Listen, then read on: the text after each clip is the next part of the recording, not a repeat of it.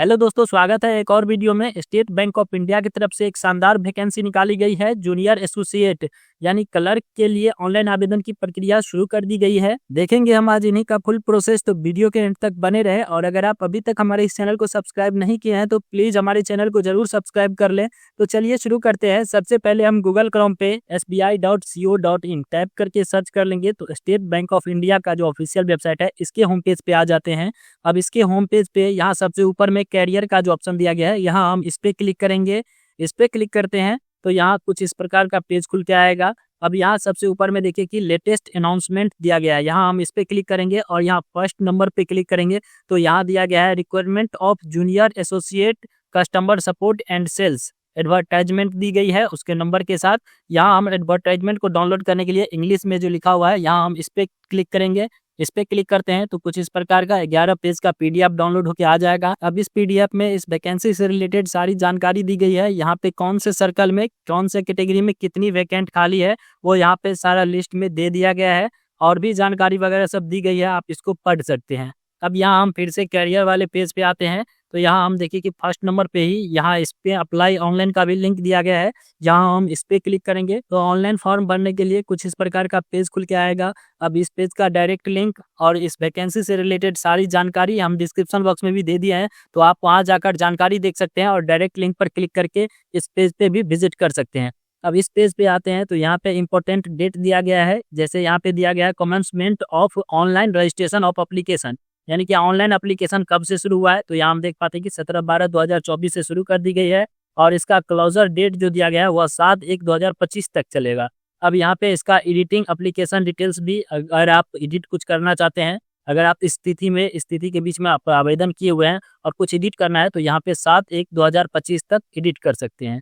यहाँ पे last date of printing application का डेट दिया गया है और यहाँ पे ऑनलाइन फी पेमेंट का डेट दिया गया है। अब सबसे पहले ऑनलाइन एप्लीकेशन भरने के लिए यहाँ न्यू रजिस्ट्रेशन करनी होगी, तो यहाँ click here for new registration पे क्लिक करेंगे। इस पे क्लिक करते हैं तो यहाँ पे बेसिक इन्फॉर्मेशन भरने के लिए यहाँ पे फर्स्ट नेम फिल करेंगे, जो भी मार्कशीट के हिसाब से यहाँ पे फर्स्ट नेम है वो फर्स्ट नेम यहाँ पे फिल कर लेंगे। यहाँ कन्फर्म फर्स्ट नेम में सेम फर्स्ट नेम फिल करेंगे। यहाँ पे मिडिल नेम है तो अगर आपका तो मिडिल नेम फिल करेंगे, वरना इसको खाली भी छोड़ सकते हैं, यहाँ कन्फर्म मिडिल नेम में भी। और यहाँ पे लास्ट नेम दिया गया है, अगर आपका लास्ट नेम है तो यहाँ पे लास्ट नेम फिल करेंगे।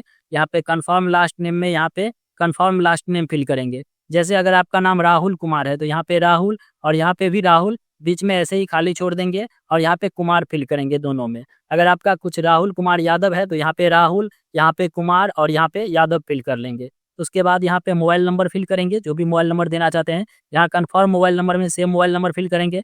अगर कोई अल्टरनेट मोबाइल नंबर देना चाहते हैं तो यहाँ पे कोई दूसरा मोबाइल नंबर फिल कर सकते हैं, वरना यह मैंडेटरी नहीं है, इसको खाली भी छोड़ सकते हैं। उसके बाद यहाँ पे ईमेल आईडी फिल करेंगे। यहाँ पे ईमेल आईडी फिल कर लेंगे और यहाँ पे देखिए कि @ और डोमेन नेम जो भी आपका gmail.com है तो यहाँ से आप gmail.com को सेलेक्ट कर लेंगे। उसके बाद यहाँ पे कन्फर्म ईमेल आईडी में यहाँ पे जो भी आप ईमेल आईडी दिए हैं यहाँ पे देखिए कि @ यहाँ पे छोड़ के लिखे होंगे, तो यहाँ पे @ और gmail.com लिखना होगा, तो यहाँ पे उसको फिल कर लेंगे। उसके बाद यहाँ पे सिक्योरिटी कोड दिया गया है, यानी कैप्चा फिल करेंगे। यहाँ पे कैप्चा देख के उसके बाद सेव एंड नेक्स्ट पे क्लिक करेंगे। उसके बाद यहाँ आप एप्लीकेशन में आगे बढ़ जाते हैं और आपको एक प्रोविजनल रजिस्ट्रेशन नंबर, यहाँ देखिए कि प्रोविजनल रजिस्ट्रेशन नंबर और उसका पासवर्ड दे दिया जाता है। अब इसका कॉपी करके रख लेंगे या कहीं लिख कर रख लेंगे, क्योंकि आप जब भी लॉग आउट होते हैं तो यही रजिस्ट्रेशन नंबर और रजिस्ट्रेशन नंबर का जो पासवर्ड है वह पासवर्ड फिल करके आप फिर से लॉगिन हो सकते हैं। अब यहाँ पे कैंडिडेट का पासपोर्ट साइज का फोटो अपलोड करेंगे। यहाँ पे गाइडलाइन दिया गया है फोटो का, किस टाइप से फोटो होना चाहिए। यहाँ पे अपने गाइडलाइंस को पढ़ लेंगे और उसके बाद यहाँ पे पासपोर्ट साइज का फोटो अपलोड कर देंगे। उसके बाद यहाँ इसको टिक करेंगे। यहाँ पे पासपोर्ट साइज का फोटो अपलोड कर देते हैं तो यहाँ पे शो होने लगता है। उसी तरह यहाँ पे सिग्नेचर को भी अपलोड करेंगे। सिग्नेचर पे यहाँ पे हम देख पाते हैं कि signature should not be in A capital या ब्लॉक लेटर, यानी कि बड़ा अक्षर में सिग्नेचर नहीं होना चाहिए। आपका जिस टाइप का सिग्नेचर है वही सिग्नेचर होना चाहिए। यहाँ पे उसको अपलोड कर देंगे और यहाँ फिर से कन्फर्म पे क्लिक करेंगे तो यहाँ पे भी सिग्नेचर शो होने लगेगा। जब सिग्नेचर और फोटो शो होने लगेगा उसके बाद यहाँ नेक्स्ट पे क्लिक करेंगे। उसके बाद यहाँ बेसिक डिटेल्स फिल करने के लिए आएगा। बेसिक डिटेल्स में सबसे पहले सर्कल सेलेक्ट करने के लिए आएगा, तो यहाँ पे सर्कल सेलेक्ट करेंगे। जिस भी सर्कल के लिए आप आवेदन करना चाहते हैं उस सर्कल को यहाँ से सेलेक्ट कर लेंगे। यहाँ पे हम नोटिफिकेशन में देख पाते हैं कि कौन से सर्कल में कौन से कैटेगरी में कितनी वैकेंसी खाली है वो यहाँ पे दिया गया है। आप यहाँ पे इसको देखकर यहाँ से सर्कल को सेलेक्ट कर सकते हैं। यहाँ पे सर्कल को सेलेक्ट कर लेंगे तो यहाँ देखिए कि सर्कल प्रीफरेंस यहाँ पे फर्स्ट प्रीफरेंस में आप किसको देना चाहते हैं, जैसे इस सर्कल को सेलेक्ट किए, अब इस सर्कल में फर्स्ट प्रीफरेंस आप किसको देना चाहते हैं। अगर 2 सर्कल रहा तो, अगर सिंगल सर्कल है तो यह फिल करने के लिए नहीं आएगा। यहाँ पे देखिए कि हम चंडीगढ़ और न्यू दिल्ली दोनों सेलेक्ट किए हैं, तो यहाँ पे फर्स्ट प्रेफरेंस आप चंडीगढ़ को देना चाहते हैं या न्यू दिल्ली को, तो यहाँ पे उस टैब से सेलेक्ट कर लेंगे। अगर एक ही सर्कल सेलेक्ट करते हैं तो यहाँ पे यह डिटेल्स फिल करने के लिए नहीं आता है। अब सर्कल को सेलेक्ट करते समय एक चीज़ और याद रखेंगे, यहाँ हम वैकेंसीज वाले पेज पे आते हैं, तो यहाँ देखिए कि अगर आप सर्कल में अहमदाबाद को सेलेक्ट करते हैं तो यहाँ देखिए कि अहमदाबाद में गुजरात स्टेट आता है, तो यहाँ पे आपको गुजराती आना जरूरी है। अगर गुजराती आता है तभी आप अहमदाबाद सर्कल को सेलेक्ट करेंगे। उसी तरह यहाँ पे देखिए कि सारे सर्कल में लैंग्वेज दिया गया है, जो भी लैंग्वेज है उस प्रकार से यहाँ पे सर्कल को सेलेक्ट करेंगे। जैसे अगर आप पटना को सेलेक्ट करते हैं तो यहाँ देखिए कि पटना में जो भी लैंग्वेज है वो यहाँ पे आ जाएगा, उसको यहाँ से सेलेक्ट कर पाएंगे। जैसे अगर आप यहाँ पे देख पाते हैं कि यहाँ अगर आप हैदराबाद को सेलेक्ट करते हैं, हैदराबाद को सेलेक्ट करते हैं तो तेलंगाना के अंतर्गत आता है, और यहाँ पे आपको तेलुगु या उर्दू आना चाहिए, उसके बाद ही आप यहाँ पे हैदराबाद सर्कल को सेलेक्ट कर पाएंगे। यहाँ पे सर्कल को सेलेक्ट कर लेंगे तो यहाँ पे state you want to apply for, यहाँ पे किस स्टेट के लिए आप अप्लाई करना चाहते हैं। यहाँ देखिए कि सर्कल के हिसाब से यहाँ पे स्टेट भी खुल के आएगा। यहाँ अगर हम भोपाल सेलेक्ट किए हैं तभी यहाँ पे जो है सो मध्य प्रदेश या छत्तीसगढ़ आया है। जैसे यहाँ पे हम कोई अन्य सर्कल सेलेक्ट करते हैं, कोलकाता सेलेक्ट करते हैं, तो यहाँ देखिए कि West Bengal, Andaman and Nicobar island, Sikkim, आप यहाँ पे सर्कल सेलेक्ट करते हैं तो उसके हिसाब से स्टेट खुल के आएगा। अब जिस भी आप स्टेट के लिए आप आवेदन देना चाहेंगे उस स्टेट को यहाँ से सेलेक्ट कर लेंगे। उसके बाद यहाँ पे पूछा जा रहा है local language for language proficiency test, आप टेस्ट के लिए कौन सा लैंग्वेज देना चाहते हैं। यहाँ पे अगर आप यहाँ सर्कल सेलेक्ट करते हैं तो उसके हिसाब से यहाँ पे लैंग्वेज खुल के आएगा, बंगाली या नेपाली। अब यहाँ पे इस लैंग्वेज को सेलेक्ट कर लेंगे। उसके बाद यहाँ पे पूछा जा रहा है डू यू हैव 10th या 12th स्टैंडर्ड मार्कशीट सर्टिफिकेट, आपके पास अगर मौजूद है तो यहाँ पे इस लैंग्वेज में, लोकल लैंग्वेज में आपके पास मौजूद है तो यहाँ यस करेंगे, वरना इसको नो कर देंगे। अगर इस लैंग्वेज में है मार्कशीट तो यहाँ पे यस करेंगे, वरना इसको नो कर देंगे। इंग्लिश में है तो यहाँ पे नो ही कर देंगे, 10th और 12th का मार्कशीट। उसके बाद यहाँ पे कास्ट कैटेगरी सेलेक्ट करने के लिए आएगा। यहाँ पे जो भी कास्ट कैटेगरी के अंतर्गत आप आते हैं, जनरल, ईडब्ल्यूएस, ओबीसी या एससी एसटी, उस कास्ट कैटेगरी को यहाँ से सेलेक्ट कर लेंगे। अगर आप ओबीसी कास्ट कैटेगरी के अंतर्गत आते हैं तो आपके पास non creamy layer certificate NCL यानी ओबीसी सर्टिफिकेट होना चाहिए। वो भी कौन से डेट तक, तो यहाँ हम देख पाते हैं कि 1/4/2024 से पहले तक का, उसके बाद वाला नहीं चलेगा। तो यहाँ पे जो है सो इस डेट तक का सर्टिफिकेट रहना चाहिए, वो भी केंद्र सरकार वाला। आप स्टेट गवर्नमेंट वाला नहीं लगा सकते हैं, तो यहाँ पे केंद्र सरकार वाला सर्टिफिकेट होना चाहिए। उसके बाद यहाँ कास्ट कैटेगरी आप जो सेलेक्ट किया है उसके हिसाब से यहाँ पे सब कास्ट सेलेक्ट करने के लिए आएगा। यहाँ अगर आप ओबीसी में है और यादव है या मुखिया है तो उस टाइप से यहाँ पे अपना सब कास्ट बता देंगे। उसके बाद यहाँ कह रहा है कि अगर आप ईडब्ल्यूएस कोटा में आते हैं, इकोनॉमिकली वीकर सेक्शन कोटा में आते हैं, तो आपके पास जो भी आय प्रमाण पत्र है ईडब्ल्यूएस सर्टिफिकेट वह 2023 से 24 के फिनेंशियल ईयर में है, तो यहाँ पे इसको टिक करेंगे। अगर आप ओबीसी या कोई अन्य कास्ट कैटेगरी सेलेक्ट करते हैं तो यह डिटेल्स फिल करने के लिए नहीं आता है या ब्लर हो जाता है, तो इसको ऐसे ही रहने देंगे। उसके बाद यहाँ पे पूछा जा रहा है are you trained apprentice of SBI, अगर आप एसबीआई में अप्रेंटिस के तौर पे ट्रेनिंग लिए हुए हैं तो यहाँ पे यस करेंगे। यस करेंगे तो यहाँ पे जो है सो कब से आपका ट्रेनिंग स्टार्ट था वो डेट यहाँ पे फिल करेंगे, और कब एंड हुआ था उसका डेट यहाँ पे फिल कर लेंगे। और यहाँ पे HRMS ID अप्रेंटिस के तौर पे जो होता है उसको यहाँ पे फिल करेंगे। अगर नहीं लिए हैं तो यहाँ पे नो ही कर देंगे, तो यह डिटेल्स फिल करने के नहीं आएगा। उसके बाद यहाँ पे पूछा जा रहा है are you a person with benchmark disability of 40% and above, अगर आप विकलांग हैं 40% या उससे ऊपर के तो यहाँ पे यस करेंगे, तभी यहाँ पे यस करेंगे। 40% से अबव है या 40% है तभी, तो यहाँ पे विकलांगता प्रकार सेलेक्ट करने के लिए आएगा, किस टाइप का विकलांगता है उस टाइप को यहाँ से सेलेक्ट कर लेंगे। अगर विकलांग नहीं है तो यहाँ पे नो कर देंगे, तो यह डिटेल्स फिल करने के लिए नहीं आएगा। उसके बाद यहाँ पे देखिए कि अगर आप विकलांगता में ये सेलेक्ट कर लेते हैं, यहाँ यस करते हैं और यहाँ देखिए कि डी या एंड ई सेलेक्ट करते हैं, तो यहाँ पे ये डिटेल्स फिल करने के लिए आएगा, तो यहाँ पे उसको फिल करेंगे, वरना इसको ऐसे ही इसको नो कर देंगे।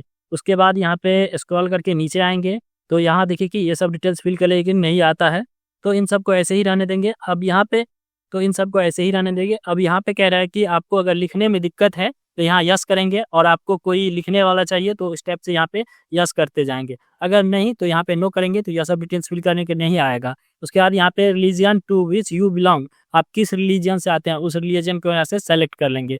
अगर आप मुस्लिम से आते हैं तो यहाँ देखिए कि आप माइनॉरिटी में आते हैं, या कोई अदर कास्ट, हिंदू छोड़ के कोई अदर रिलीजन से आते हैं तो आप माइनॉरिटी में आते हैं तो यहाँ यस करेंगे, वरना इसको यहाँ पे अगर आप हिंदू आते हैं तो यहाँ पे नो कर देंगे, यहाँ पे रिलीजियन माइनॉरिटी कम्युनिटी में। उसके बाद यहाँ पे नेशनलिटी या सिटीजनशिप में यहाँ पे देखिए कि इंडिया ऑटो सेलेक्ट है। उसके बाद यहाँ कह रहा है कि क्या आप विडो है या डिवोर्स वुमेन है और आप दोबारा शादी नहीं किए हुए हैं तो यहाँ यस करेंगे।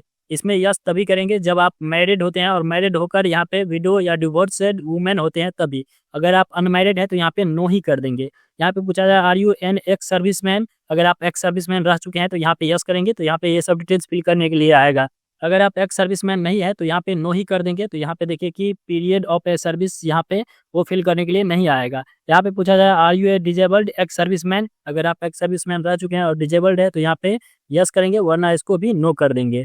उसके बाद यहाँ कह रहे हैं कि are you a dependent of serviceman killed in action, अगर आप किसी युद्ध में मारे गए सैनिक पे डिपेंडेंट है तो यहाँ यस करेंगे, वरना इसको भी नो कर देंगे। यहाँ पे यह डिटेल्स फिल करने के लिए नहीं आएगा तो इसको ऐसे ही रहने देंगे।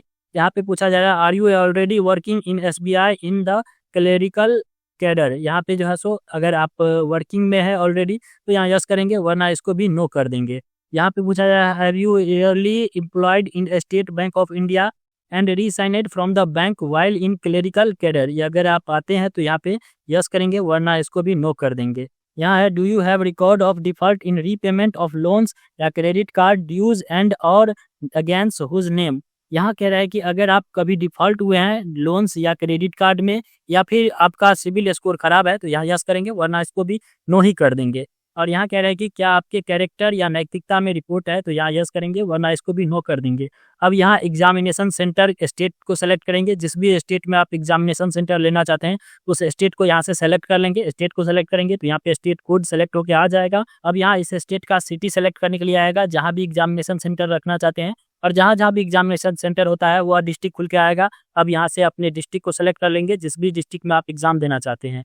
उसके बाद यहाँ पे कह रहा है कि state to which to the main examination centre belong, अब मेन एग्जामिनेशन सेंटर कहाँ पे रखना चाहते हैं उस स्टेट को सेलेक्ट करेंगे। यहाँ स्टेट को सेलेक्ट करते हैं तो यहाँ पे स्टेट कोड सेलेक्ट होकर आ जाता है, और यहाँ से डिस्ट्रिक्ट को सेलेक्ट करेंगे, सिटी को सेलेक्ट करेंगे, जिस भी सिटी के लिए आप एग्जामिनेशन सेंटर रखना चाहते हैं मेन एग्जामिनेशन सेंटर उसको यहाँ पे सेलेक्ट कर लेंगे। उसके बाद यहाँ पे जो है सो इसको टिक करेंगे। इसको टिक करते हैं तो यहाँ पे आईडी प्रूफ से पूछेगा, तो यहाँ से आप आईडी प्रूफ को सेलेक्ट कर लेंगे। अगर आप passport, Aadhaar card, PAN card, driving licence, जो भी आईडी कार्ड आप एग्जामिनेशन सेंटर में ले जाना चाहते हैं उस आईडी कार्ड को सेलेक्ट कर लेंगे। अगर आधार कार्ड को सेलेक्ट करते हैं तो यहाँ पे आधार नंबर फिल करेंगे। यहाँ पे अपने मीडियम को चुनेंगे, जिस भी मीडियम में आप एग्जाम देना चाहते हैं, जैसे इंग्लिश एंड हिंदी में देना चाहते हैं तो इसको, या इंग्लिश एंड बंगाली में देना चाहते हैं तो यहाँ आप सर्कल को सेलेक्ट करते हैं, यहाँ ऊपर में सबसे ऊपर में, उसी हिसाब से यहाँ पे एग्जामिनेशन यहाँ पे सेलेक्ट होकर आता है लैंग्वेज, तो यहाँ से आप लैंग्वेज को सेलेक्ट कर लेंगे। उसके बाद यहाँ पे पर्सनल डिटेल्स फिल करने के लिए आएगा। पर्सनल डिटेल्स में अपने डेट ऑफ बर्थ को सेलेक्ट कर लेंगे, जो भी डेट ऑफ बर्थ होगा आपके मार्कशीट के हिसाब से यहाँ पे डेट ऑफ बर्थ को सेलेक्ट करेंगे। यहाँ पे आपका डेट ऑफ बर्थ जो सेलेक्ट करते हैं तो एज ऑटो सेलेक्ट होके आ जाता है। यहाँ जेंडर, यहाँ देखिए कि एज जो सेलेक्ट होके आया है यहाँ पे इस डेट तक का एज ही सेलेक्ट होके आया है। अब यहाँ देखिए कि एज अपना देख लेंगे। उसके बाद यहाँ पे जेंडर सेलेक्ट करने के लिए आएगा, यहाँ से अपने जेंडर को बताएंगे। यहाँ पे कह रहा है कि do you have twin brother या सिस्टर, क्या आप जुड़वा भाई या बहन है, तो यहाँ पे यस करेंगे, वरना इसको नो कर देंगे। उसके बाद यहाँ पे अगर आप यहाँ यस करते हैं तो यहाँ देखिए कि आपका जो भी जुड़वा भाई बहन है उसका जेंडर क्या है और उसका नेम क्या है वो भी फिल करने के लिए आएगा। यहाँ पे अगर इसको नो कर देते हैं तो यह डिटेल्स फिल करने के लिए नहीं आएगा। उसके बाद यहाँ मैरिटल स्टेटस को बताएंगे, मैरिड है तो मैरिड या अनमैरिड है तो अनमैरिड को सेलेक्ट कर लेंगे। यहाँ फादर फर्स्ट नेम फिल करने के लिए आएगा, तो यहाँ मार्कशीट के हिसाब से आपके फादर का जो भी नेम होगा वो यहाँ पे फिल करेंगे, फर्स्ट नेम फिल करेंगे। यहाँ मिडिल नेम फिल करेंगे अगर मिडिल नेम है तो, या वरना यहाँ पे लास्ट नेम फिल कर लेंगे। जैसे अगर आपका फादर का नाम है प्रभु नारायण यादव तो प्रभु यहाँ पे फिल करेंगे, यहाँ नारायण फिल करेंगे और यहाँ पे यादव फिल करेंगे। अगर आपके पिता का नाम प्रभु यादव ही है तो यहाँ पे प्रभु फिल करेंगे और यहाँ पे यादव फिल कर लेंगे, मिडिल नेम ऐसे ही खाली छोड़ देंगे।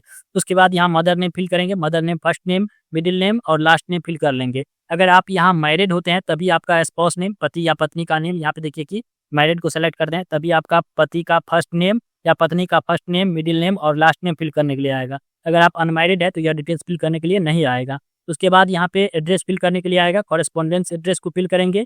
एड्रेस लाइन 1 में विलेज, यहाँ पोस्ट और यहाँ पीएस फिल कर लेंगे और यहाँ डिस्ट्रिक्ट को फिल करेंगे और यहाँ से स्टेट को सेलेक्ट कर लेंगे जिस भी स्टेट से आप आते हैं, और यहाँ अपने एरिया का पिन कोड फिल करेंगे, 6 डिजिट का पिन कोड, और यहाँ पे अगर आपका कोरेस्पोंडेंस एड्रेस और परमानेंट एड्रेस दोनों सेम है तो यहाँ इसको टिक कर देंगे, इसको टिक करेंगे तो यह जो एड्रेस फिल किया है यहाँ पे कोरेस्पोंडेंस एड्रेस, इस एड्रेस के हिसाब से यहाँ परमानेंट एड्रेस भी फिल होके आ जाएगा। उसके बाद यहाँ पे पूछा जाए choose the address for GST invoicing, यहाँ पे जो है सो आप जीएसटी इनवॉइसिंग के लिए किस एड्रेस को चुनना चाहेंगे। अगर आप कोरेस्पोंडेंस एड्रेस को चुनना चाहेंगे या परमानेंट एड्रेस को, तो यहाँ पे उसको सेलेक्ट कर लेंगे। यहाँ हम परमानेंट एड्रेस को चुन लेते हैं। अब यहाँ पे देखिए कि लास्ट में अमाउंट शो हो रहा है कि आप जो भी कास्ट कैटेगरी सेलेक्ट किए हैं उसके हिसाब से यहाँ पे अमाउंट शो हो रहा है। यहाँ पे सबसे पहले वैलिडेट योर डिटेल्स पे क्लिक करेंगे। जब वैलिडेट होके आ जाएगा उसके बाद यहाँ सेव एंड नेक्स्ट पे क्लिक करेंगे। अब यहाँ एजुकेशन क्वालिफिकेशन डिटेल्स फिल करने के लिए आएगा। यहाँ सबसे पहले ग्रेजुएशन का डिटेल्स फिल करेंगे। यहाँ एपीआर्ड या पास्ड, यहाँ पे इसको सेलेक्ट करेंगे। अगर आप एपीआर्ड हैं, अभी आप पढ़ाई कर ही रहे हैं, तो यहाँ पे एपीआर्ड को सेलेक्ट करेंगे। और यहाँ अगर आप पास हो गए हैं तो यहाँ पे पास्ट को सेलेक्ट कर लेंगे। एपीआर्ड को सेलेक्ट करते हैं तो यहाँ पे बहुत सारा डिटेल्स फिल करने के लिए नहीं आता है। अगर आप पास्ट को सेलेक्ट कर लेते हैं तो यहाँ पे डिटेल्स फिल करेंगे। जैसे यहाँ पे डिग्री, सब्जेक्ट या स्ट्रीम, किस डिग्री में आपका ग्रेजुएशन हुआ है, जैसे आर्ट्स, कॉमर्स, साइंस। चलिए मेरा कॉमर्स से हुआ है तो हम कॉमर्स को सेलेक्ट कर लेते हैं। और यहाँ पे नेम ऑफ कॉलेज या यूनिवर्सिटी, यहाँ पे अपने यूनिवर्सिटी का नेम फिल कर लेंगे। जो भी आपके यूनिवर्सिटी का नेम है वो फिल कर लेंगे। यहाँ पे डेट ऑफ पासिंग में जिस भी डेट में आपका सर्टिफिकेट इशू हुआ है या मार्कशीट इशू हुआ है उस डेट को यहाँ से सेलेक्ट करेंगे। यह डेट आपके मार्कशीट या सर्टिफिकेट में सबसे नीचे में होता है, तो यहाँ मार्कशीट या सर्टिफिकेट का डेट देखकर यहाँ पे सेलेक्ट कर लेंगे। यहाँ पे परसेंटेज ऑफ मार्क को फिल करेंगे अपने मार्कशीट के हिसाब से, अपने मार्क के हिसाब से यहाँ पे परसेंटेज निकाल कर और यहाँ पे परसेंटेज फिल कर लेंगे। यहाँ पे क्लास या ग्रेड, आप जो भी जैसे फर्स्ट हुए हैं या सेकेंड या पास क्लास है तो यहाँ पे उसको सेलेक्ट करेंगे। जैसे फर्स्ट हुआ है तो फर्स्ट को सेलेक्ट करेंगे। अगर आपके पास इंटीग्रेटेड ड्यूअल डिग्री है तो यहाँ पे दूसरे डिग्री, जैसे अगर आपके पास ग्रेजुएशन है ही, ग्रेजुएशन के साथ ही और भी कोई ग्रेजुएशन लेवल का डिग्री है तो यहाँ पे उसको बताएंगे, उसका डिटेल्स यहाँ पे फिल कर लेंगे। अगर नहीं है तो इसको ऐसे ही खाली छोड़ देंगे। आप पोस्ट ग्रेजुएशन किए हुए हैं तो पोस्ट ग्रेजुएशन का डिटेल्स फिल करेंगे। कोई प्रोफेशनल क्वालिफिकेशन है तो इसका डिटेल्स फिल करेंगे। और कोई अदर क्वालिफिकेशन है तो उसको यहाँ पे फिल कर लेंगे। अगर ये सब डिटेल्स नहीं है तो यहाँ पे केवल ग्रेजुएशन का डिटेल्स फिल कर लेंगे, क्योंकि यह केवल ग्रेजुएशन लेवल का है। तो यहाँ पे ग्रेजुएशन का डिटेल्स फिल करके स्क्रॉल करके नीचे आएंगे तो यहाँ पे वर्क एक्सपीरियंस पूछा जा रहा है। अगर आपके पास कोई वर्क एक्सपीरियंस है और प्रेजेंट में अभी कहीं वर्क कर रहे हैं तो यहाँ पे यस करेंगे। यस करते हैं तो यहाँ पे डिटेल्स फिल करने के लिए आएगा। जो भी डिटेल्स फिल करना है उसको यहाँ पे फिल कर सकते हैं, वरना इसको नो ही कर देंगे। यहाँ पे नो करते हैं और स्क्रॉल करके नीचे आते हैं तो यहाँ पे अदर डिटेल्स फिल करने के लिए आएगा। अगर आप ट्रेनिंग लेना चाहते हैं प्री एग्जाम का तो यहाँ पे यस करेंगे और यहाँ पे स्टेट को सेलेक्ट करके जहाँ पे भी ट्रेनिंग लेना चाहते हैं और यहाँ पे सिटी को सेलेक्ट कर लेंगे, जिस भी सिटी में आप ट्रेनिंग लेना चाहते हैं। अगर नहीं लेना चाहते हैं तो यहाँ पे नो कर देंगे। यहाँ पे देखिए कि ट्रेनिंग एस कास्ट कैटेगरी वाले को ही लिए ही है, तो यहाँ पे अपना कैटेगरी देख लेंगे, उसके बाद ही यहाँ पे यस करेंगे। उसके बाद यहाँ पे local language of the state select करने के लिए आएगा। यहाँ पे देखिए कि हिंदी ऑटो सेलेक्ट है, जो भी आप सर्कल सेलेक्ट किए हैं उसके हिसाब से यहाँ पे देखिए कि लोकल लैंग्वेज ऑटो सेलेक्ट है। अब यहाँ पे लैंग्वेज को रीड करना आता है, इस लैंग्वेज को राइटिंग करना आता है या स्पीक करना आता है, तो यहाँ पे इन तीनों को टिक करेंगे, उस हिसाब से यहाँ पे टिक करेंगे। उसके बाद यहाँ पे अगर कोई और लैंग्वेज जैसे इंग्लिश में आता है तो यहाँ पे इंग्लिश फिल कर लेंगे। और इंग्लिश में अगर रीड करना आता है, राइट करना आता है या स्पीक करना आता है तो तीनों को टिक कर देंगे। उसी तरह यहाँ पे और भी लैंग्वेज जैसे अगर मैथिली या उर्दू जो भी है उस हिसाब से यहाँ पे फिल कर लेंगे और सबको टिक करेंगे। उसके बाद यहाँ पे देखिए कि 2 ही लैंग्वेज फिल किए हैं। अगर आपको नहीं आ रहा है तो ये सबको ऐसे ही खाली छोड़ सकते हैं, केवल यहाँ पे लोकल लैंग्वेज को ही फिल करनी होती है। अगर आपको एक्स्ट्रा लैंग्वेज आती है तभी यहाँ पे फिल करेंगे, वरना ये सबको ऐसे ही खाली छोड़ देंगे। उसके बाद यहाँ वैलिडेट योर डिटेल्स पे क्लिक करेंगे। जब डिटेल्स वैलिडेट हो जाता है तो यहाँ सेव एंड नेक्स्ट पे क्लिक करेंगे। लास्ट में यहाँ प्रीव्यू खुल के आएगा, प्रीव्यू में एक एक डिटेल्स को चेक करेंगे। अगर कुछ भी गड़बड़ है तो यहाँ बैक पे क्लिक करके उसको टिक कर लेंगे। अगर सब कुछ ठीक है तो यहाँ डिक्लेरेशन में आई एग्री को टिक करेंगे और यहाँ आई कन्फर्म को टिक करेंगे। यहाँ पे इसको टिक नहीं करनी है, यहाँ पे केवल इन्हीं दोनों को टिक करेंगे और यहाँ कंप्लीट रजिस्ट्रेशन पे क्लिक करेंगे। इस पे क्लिक करते हैं तो यहाँ पे परमिशन ओके मांगा जाता है, यहाँ ओके करेंगे और यहाँ पे are you sure to continue, यहाँ पे ओके करेंगे। ओके करते हैं तो यहाँ पे लेफ्ट थंब इम्प्रेशन, यहाँ डॉक्यूमेंट अपलोड करने के लिए कहता है लेफ्ट यानी कि बाएं हाथ का अंगूठा यहाँ पे उसका ले लेंगे और स्कैन करके यहाँ पे अपलोड करेंगे। जेपीईजी फॉर्मेट में ही यहाँ पे अपलोड करनी है, यहाँ पे अपलोड कर लेंगे। यहाँ पे देखिए कि गाइडलाइन फॉर डॉक्यूमेंट अपलोड दिया गया है, यहाँ पे इसे आप इस पे क्लिक करके इसको यहाँ पे पढ़ सकते हैं। यहाँ पे देखिए कि गाइडलाइन दिया गया है, इसको पढ़ सकते हैं। उसके बाद यहाँ पे हैंड राइटिंग डिक्लेरेशन यहाँ पे अपलोड करेंगे। अब सादा पेपर पे डिक्लेरेशन लिख लेंगे। अब डिक्लेरेशन में क्या लिखना है तो यहाँ पे गाइडलाइन फॉर डॉक्यूमेंट अपलोड पे क्लिक करते हैं तो यहाँ पे स्क्रॉल करके नीचे आएंगे तो यहाँ देखिए कि डिक्लेरेशन कहीं पे दिया होगा, डिक्लेरेशन यहाँ पे देखिए कि यहाँ पे फर्स्ट नंबर में ही डिक्लेरेशन दिया गया है। यहाँ पे अपना नेम, कैंडिडेट का नेम और यहाँ पे डेट ऑफ बर्थ, यहाँ पे डेट ऑफ बर्थ फिल करेंगे और यहाँ पे जो भी डिक्लेरेशन लिखा गया है वह डिक्लेरेशन को लिखकर सादा पेपर पे अपने हैंड राइटिंग में, जो भी कैंडिडेट है उसके हैंड राइटिंग में डिक्लेरेशन को यहाँ पे अपलोड करेंगे, जेपीईजी फॉर्मेट में ही अपलोड कर देंगे। उसके बाद यहाँ पे सिक्योरिटी पिन दिया गया है, यहाँ पे सिक्योरिटी कोड को फिल करेंगे, कैप्चा फिल करेंगे और सेव या नेक्स्ट पे क्लिक करेंगे। लास्ट में पेमेंट करने के लिए आएगा, यहाँ पे देखिए कि अमाउंट दिया गया है, आपकी कास्ट कैटेगरी के हिसाब से यहाँ पे अमाउंट खुल के आया है। या अमाउंट को पे करने के लिए यहाँ पे कैप्चा दिया गया है, कैप्चा फिल करेंगे, सबमिट पे क्लिक करेंगे तो पेमेंट ऑप्शन खुल के आएगा। पेमेंट ऑप्शन में आप क्यूआर कोड या यूपीआई वाले पे क्लिक करके क्यूआर कोड खुल के आएगा, क्यूआर कोड को स्कैन करके पे करेंगे तो एक प्रिंट स्लिप जनरेट होगा, उस प्रिंट स्लिप का प्रिंट निकाल कर रख लेंगे। अगर एक बार में प्रिंट स्लिप जनरेट नहीं होता है तो यहाँ लॉगिन पेज पे आ जाएंगे। अब आपके रजिस्टर्ड मोबाइल नंबर पे एक रजिस्ट्रेशन नंबर और उसका पासवर्ड गया होगा, वह रजिस्ट्रेशन नंबर यहाँ पे फिल करेंगे और पासवर्ड देखकर पासवर्ड को फिल करेंगे। यहाँ पे कैप्चा दिया गया है, कैप्चा फिल करेंगे और सबमिट पे क्लिक करके लॉगिन हो जाएंगे और यहाँ एप्लीकेशन प्रिंट पे क्लिक करेंगे तो आपका एप्लीकेशन पेज खुल के आएगा। अब यहाँ प्रिंट एप्लीकेशन पे क्लिक करके यहाँ प्रिंटर का जो आइकन दिया गया है, यहाँ प्रिंट एप्लीकेशन पे क्लिक करके इसका प्रिंट निकालकर फ्यूचर यूज के लिए रख लेंगे। तो दोस्तों इस प्रकार हम देखें कि स्टेट बैंक ऑफ इंडिया में जूनियर एसोसिएट यानी क्लर्क के लिए ऑनलाइन फॉर्म कैसे भरें। अगर आपको यह वीडियो अच्छा लगा तो प्लीज़ लाइक करें और इसे भी अच्छा वीडियो लेकर आते हैं हम अपने इस चैनल पर, तो प्लीज़ हमारे चैनल को जरूर सब्सक्राइब कर लें।